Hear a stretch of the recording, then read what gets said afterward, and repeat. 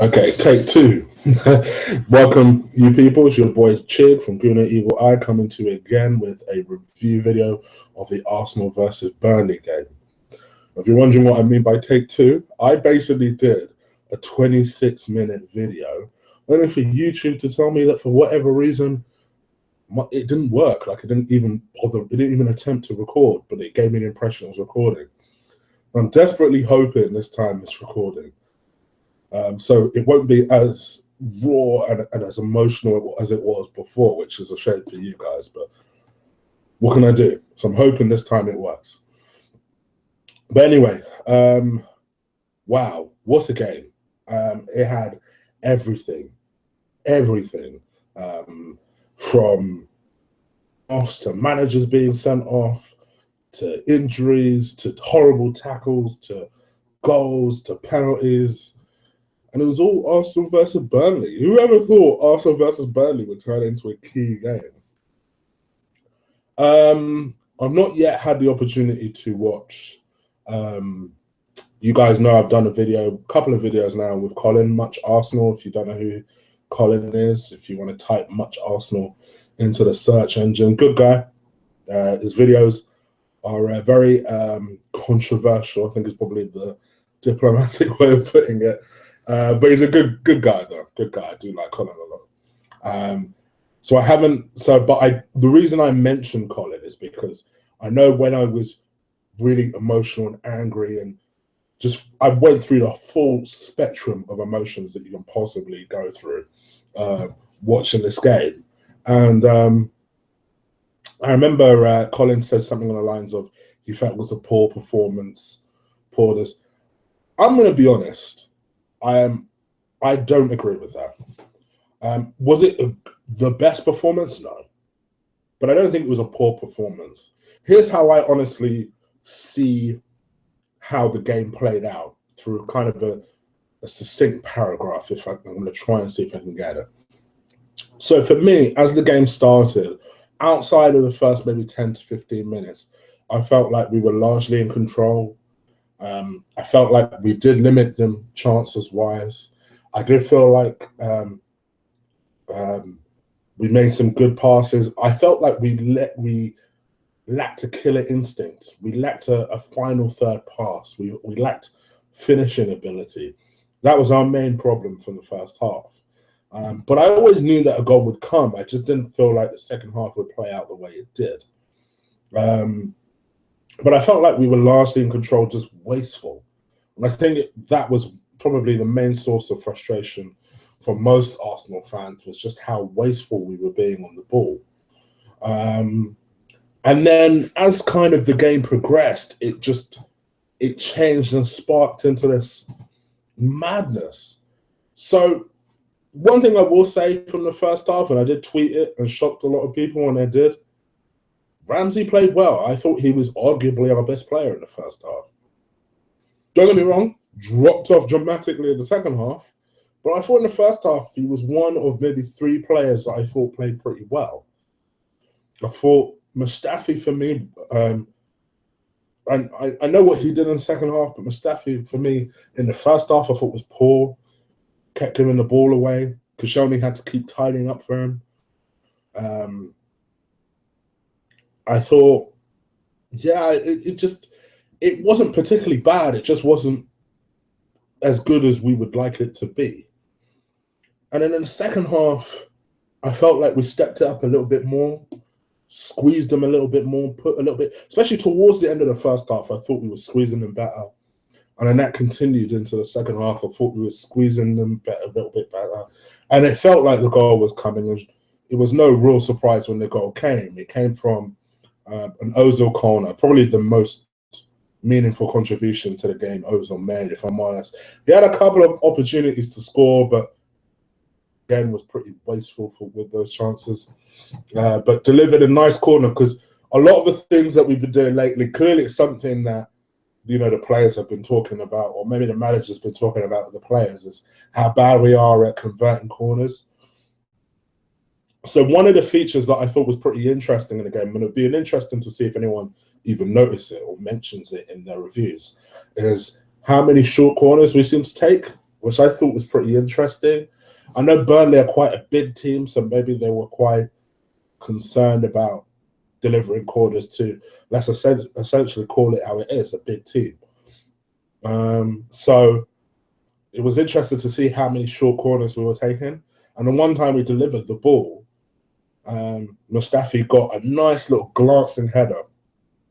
And the keeper was at full stretch, but he had no chance really at that header. And it was 1-0. Screaming the place down, calm me down. I felt we were in control. And then, let's just say the last half an hour of the game went to shit. So, how do I put this? Xhaka. The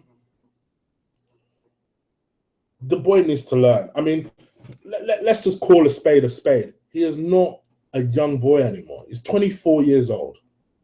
He should be able to understand that if you're in the halfway line, there isn't a need. The player's not going anywhere. All right, you've just lost the ball. You want to try and make up for it. The player's not going anywhere. So why on earth are you lunging in like some idiot into a tackle, knowing that you're probably not going to get the ball? Let's be honest. At that stage, you're probably not going to get the ball. It's going to look bad, no matter how you look at it. It was such a silly challenge. And I see people debate it as to whether they thought it was a red card or a yellow card.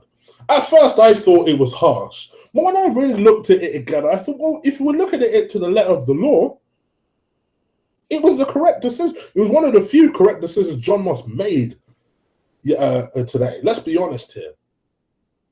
And in any case, whether you disagree with that point, who gives a damn? Why would you put yourself in harm's way? Why would you give the referee a decision to make in the first place? I knew as soon as that happened, as soon as it happened, and the rest started approaching the linesman, I thought, shit. He's going to give him a red, isn't he? He's going to give him a red. Oh, shit, it's a red. That was all I kept thinking. I just thought to myself, you flipping bellend. Why would you put us under pressure now? So now we have to play against 10 men for 25 minutes to a Burnley team, which I tried to tell you guys, Burnley are not going to be an easy team. I don't care what their record is. This is a team that prior to this weekend were 10th. They were 10th. Clearly, they've improved something in that team.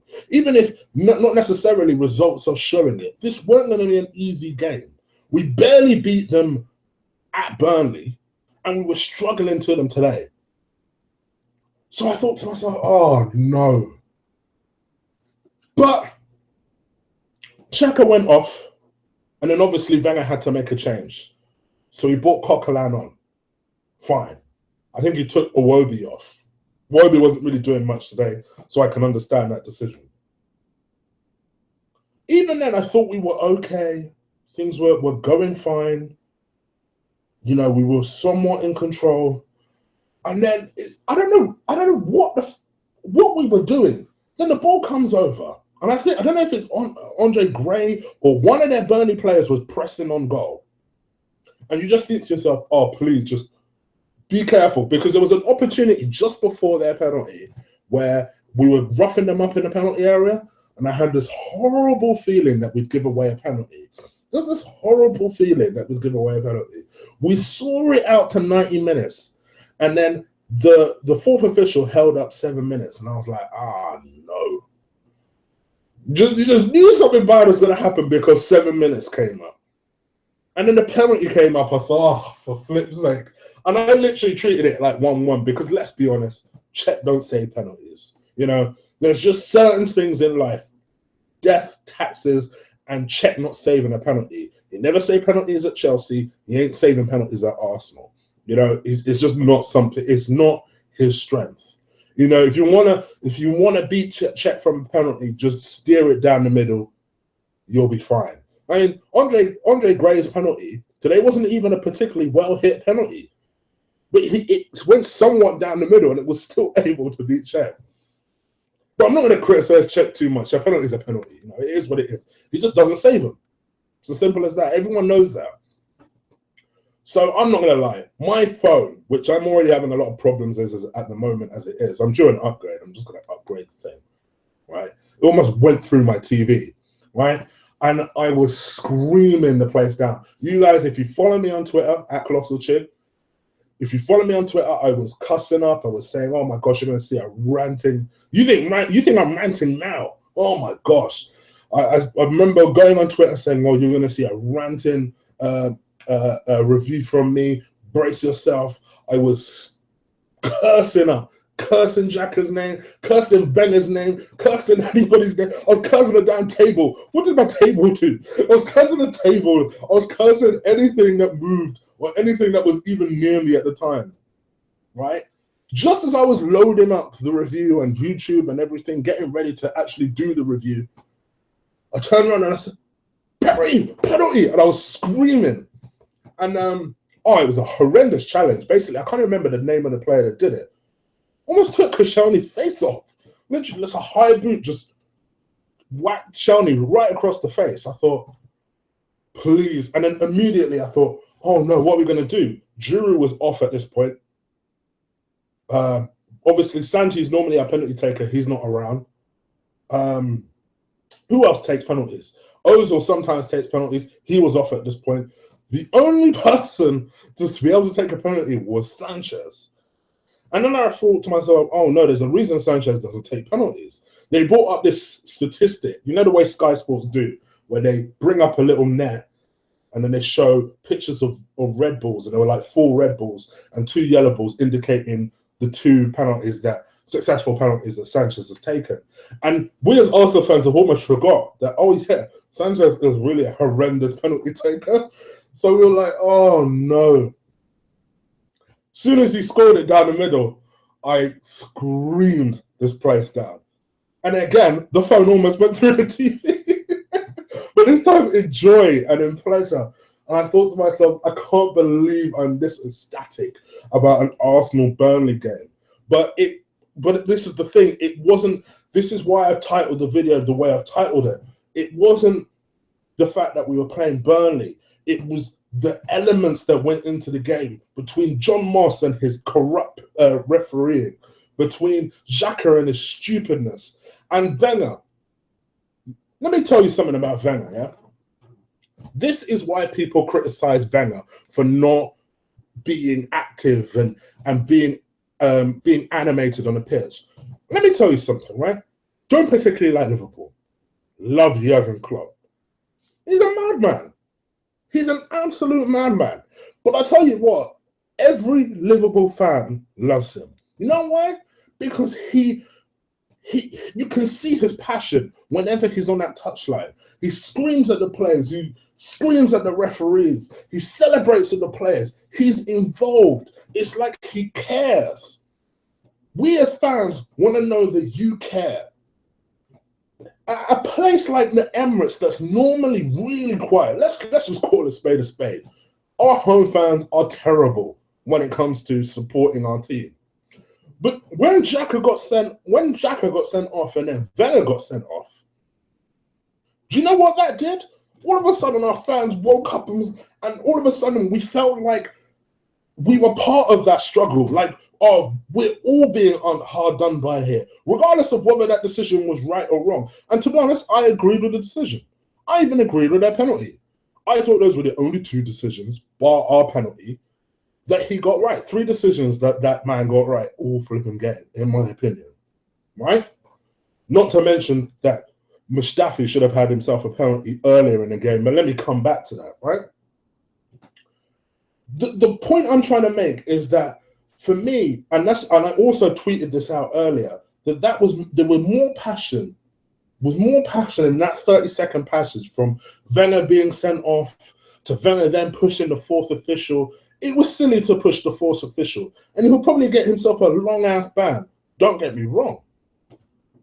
Having said that, by just showing that you care and you give a damn, all of a sudden, the entire stadium woke up and was like, come on, let's fucking go. Normally, when we would concede a last-minute goal, there is no way those fans would have done that. We would have been like, oh, game over. Like I was, quite frankly, like I was.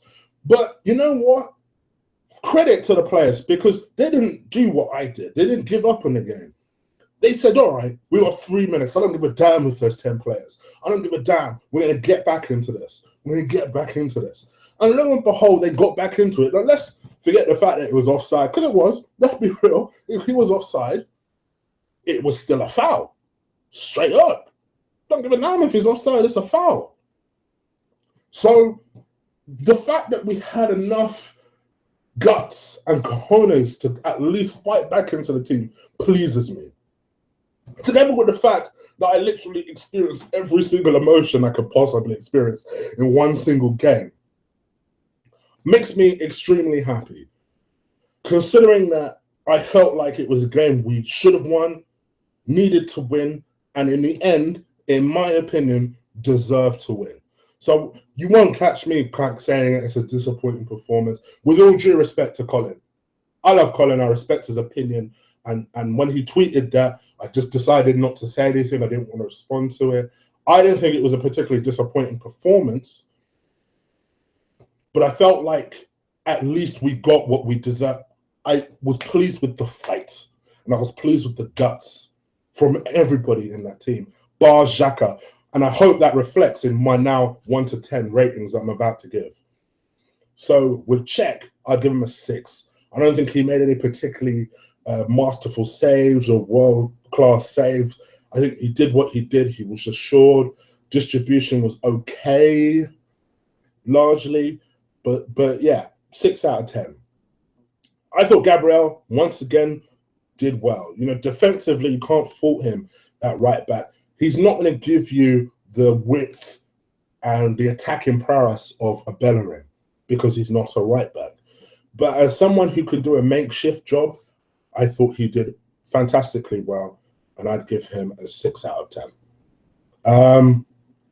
Mustafi, until he scored, for the first half, I would have given him a 2. I thought he was that bad. And every time he made a mistake, Koscielny cleaned up for him. Having said that, I thought he did step it up a little bit. He did get a key goal and a well-taken goal. And I thought generally in the second half, he did play like the old Mustafi prior to his injury. So I would say a 7 out of 10.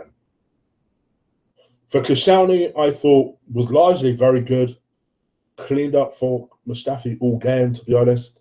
They have a good understanding. I thought he played like a leader. I'll give him a 7 out of 10. Hector.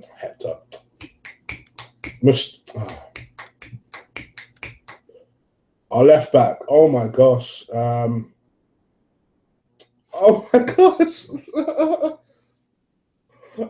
Oh my gosh, that's so bad. I'm in the middle of a review and I've forgotten our left back's name. Monreal. Oh my gosh, sorry, Monreal. Right, Monreal. I thought made a couple of really good runs.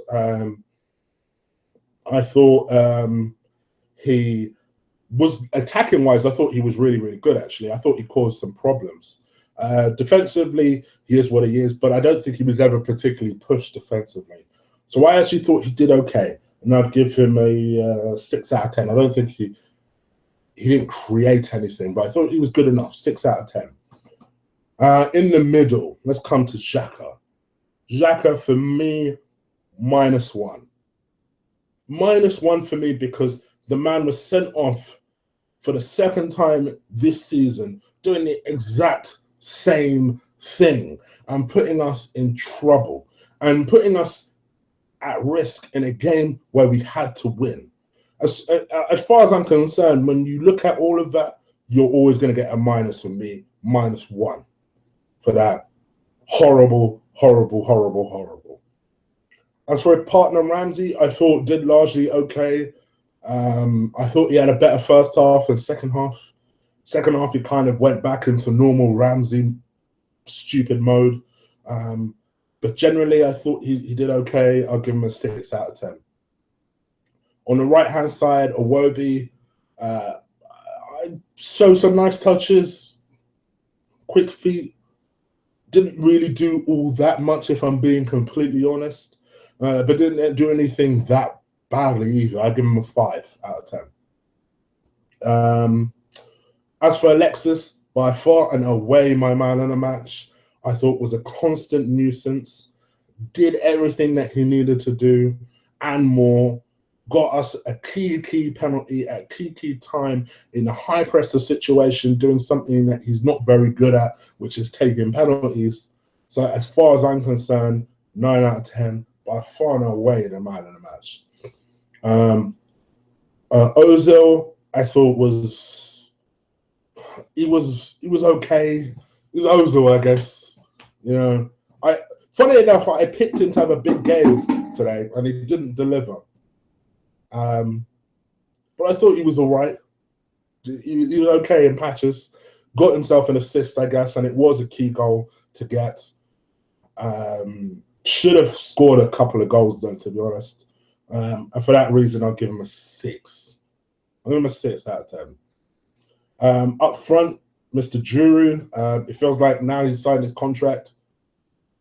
He's given up. Yeah, I thought he did okay. He held the ball up well in a couple of situations. Again, Giroud should have had a couple of goals himself.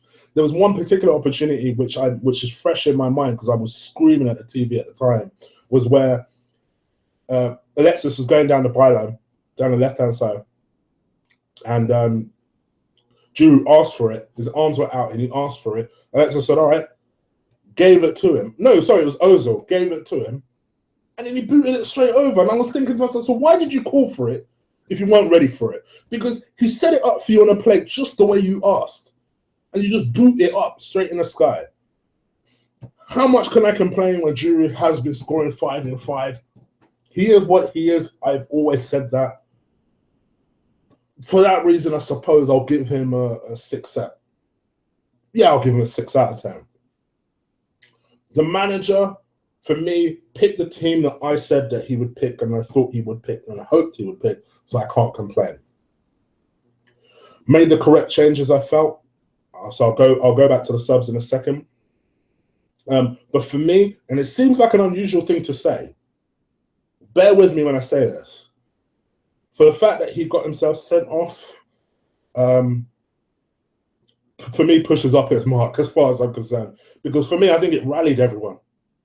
The fact that he got himself sent off, it rallied up the fans, it rallied up the players, because it's an un-Wenger-like thing for him to get sent off. How many times has Wenger been sent off in his career? Not many. All right, the infamous bottle kicking scene. After that, is there anything else, really? So I think for that reason, I'd probably give him an 8 out of 10. Just because I felt like him getting himself worked up, honestly, I thought was key to us firing ourselves up in the game.